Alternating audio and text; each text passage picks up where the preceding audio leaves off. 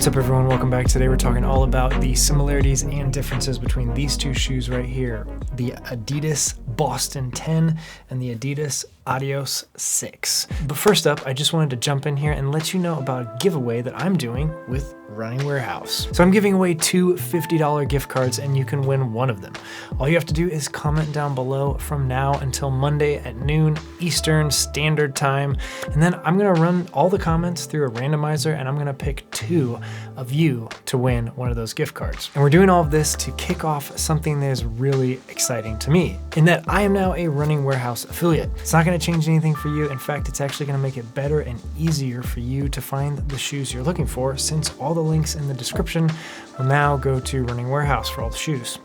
Instead of Amazon or something else like that, you can just get the gear you want fast and support me at the same time. So that's it. Comment down below, and I guess you can comment as many times as you want because this randomizer is just gonna pick two of you, and then I'll reply to you saying that you've won on Monday. So once again, thank you to Running Warehouse for this. I'm just so excited, and I guess this kind of makes me like a real shoe tuber now. So now let's get into my thoughts on these two shoes right here, the Adidas Boston 10 and the Adidas Adios 6. This is my first time running in either line, and both have really long histories and huge fan bases, but for me, they're both totally new. And first thing, I will let you know that I have tested both of these shoes pretty extensively. I've got about 130 miles in the Boston 10 and just about 100 miles in the Adios 6. So I have a pretty good understanding of how both of these shoes work. At first glance, these shoes are really similar, but there is a lot more to the story. So first of all, let's talk about the outsole, because I think that's kind of maybe where this is the most similar. They both have continental rubber in the forefoot, and in the heel they also have rubber as well to kind of give you a little bit extra protection. Very similar cutouts, although on the Boston 10 it's a much bigger cutout, so you're going to be able to see those. I think they wanted you to see those energy rods down there. But then on the Adios 6, there is this torsion rod here instead. As far as the foams go, they both have Light Strike and Light Strike Pro, and they're sort of positioned in a little bit of a similar way, but in the Boston 10, the Light Strike Pro goes all the way through the heel. It's from the heel to the forefoot, and there is a lot more of it as well. In the Adios 6, the Light Strike Pro is only in the forefoot. Both of the uppers have a very similar shape. They have very similar materials, feel. They're both very comfortable and good fit, sizing, nothing to worry about there. They both have semi-gusseted tongues with a little bit of padding and fairly traditional laces and lacing patterns. And on first glance, they look really, really similar, but I've pretty much explained all the similarities. So now let's talk about the differences. The stack height in the Adios 6 is 32 in the heel and 24 in the forefoot, giving you a drop of 8 millimeters. In the Boston 10, we have a 39 millimeter stack height in the heel and 31 in the forefoot, also giving you a drop of 8 millimeters. So the Boston 10 is quite a bit beefier underneath the foot, and it's got pretty much the same stack height in the forefoot as the Adios 6 has in the heel. And I did already mention this, but it's worth mentioning again in the differences. The distribution of the Light Strike Pro foam in the Boston 10, you've got from heel to toe. In the Adios 6, you only have it in the forefoot. And the Light Strike Pro is supposed to be the bouncy foam, and the Light Strike is supposed to be the responsive foam. So therefore, the Boston 10 should be much more bouncy, right? Well, actually, no. And I believe this has to do with the next difference that I'm going to talk about here, and that is the energy rod or torsion rod systems that we have going on here. Let's talk about the Adios 6 first. We have just a plastic piece. It's a torsion rod. It's kind of like a Y shape that starts in the heel and splits off into the forefoot.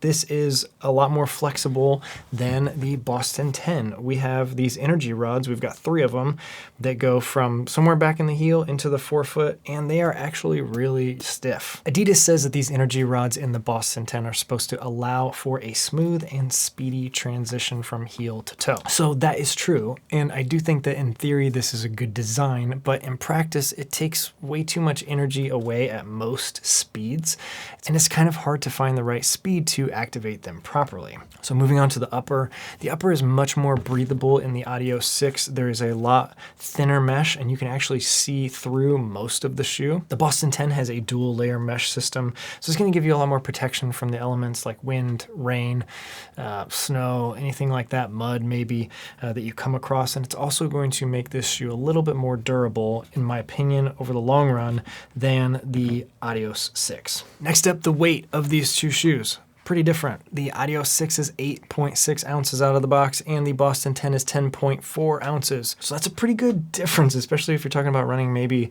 a marathon in one of these shoes. 2 ounces is, you're gonna feel that over the long run. And as far as the experience while you're running, let's talk about ground feel for a minute, because these shoes are very, very different when you're talking about just like the experience of running. The Boston 10, you're not gonna get very much ground feel. I did feel like I could run through anything. Rocks didn't matter.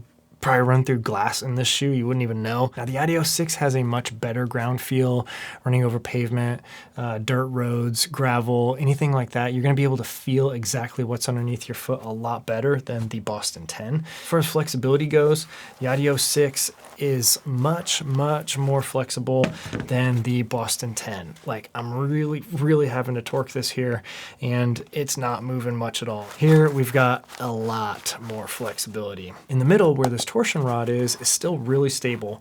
Like, that doesn't bend much at all, but you do have a lot more bend in the forefoot. All right, let's talk about some pros and cons. So with the Boston, I think the number one thing that stands out to me is its durability. I think you're gonna be able to get a lot of miles out of this shoe. And the second thing that struck me about this shoe is that while it is not my favorite running out on the roads, because the ground feel, the flexibility, just everything about it just felt a little bit blocky. When I put the shoe on and ran on the treadmill, it actually really came alive. And that was a very interesting observation, because the treadmill, as you know, it offers a little bit extra cushion, a little bit of bounce, a little bit more flexibility than especially running on pavement or roads or sidewalks or anything. And so just that little bit of extra cushion flexibility really helped the shoe out a lot. And things that stood out about the Adios 6 is, number one, it's lighter, feels like a faster trainer, like a tempo day shoe. Also could be a racing option. It's got a lot better ground feel. And the cushion does feel good. It feels a lot less than what's out there now, and kind of what is the average daily trainer shoe or tempo shoe. The stack height and cushion and everything just a couple years ago probably could have been considered a marathon shoe for just about anybody. All right, now wrapping these up, let's talk about the Boston 10 for a minute. I think the problem with the Boston 10 is that it's just not the shoe I would pick for anything. Like, it's good at a lot of things, but when you compare it to other brands out there, there's just other options that are just better in almost every type of run that you would pick, whether you're talking about your long run for the week, talking about your mid distance run, short tempo runs, your marathon race, just doesn't ever come first place in any category, in my opinion. The Adios 6 is definitely a really fun shoe for those 5 to 8 mile runs. For me personally, something when you want a little bit more flexible, a little bit decent energy return. It also reminds me a lot of my soccer shoes from back in the day. The profile, the fit, the feel on the foot, it's just really similar to some of my indoor shoes that I used to wear and play soccer in all the time. Although the stack height is a lot taller, so it'd probably be a little dangerous to play soccer in this. Both of these shoes do have their upsides. I think that the combination of the Light Strike Pro and the Light Strike is exciting, and I look forward to seeing where Adidas takes that. I think the uppers are both really comfortable in both of these shoes, and I think the outsoles are really good outsoles. This Continental rubber is really sticky. I never had any problems in any types of conditions. I do think I mentioned this already, but I'll mention it again.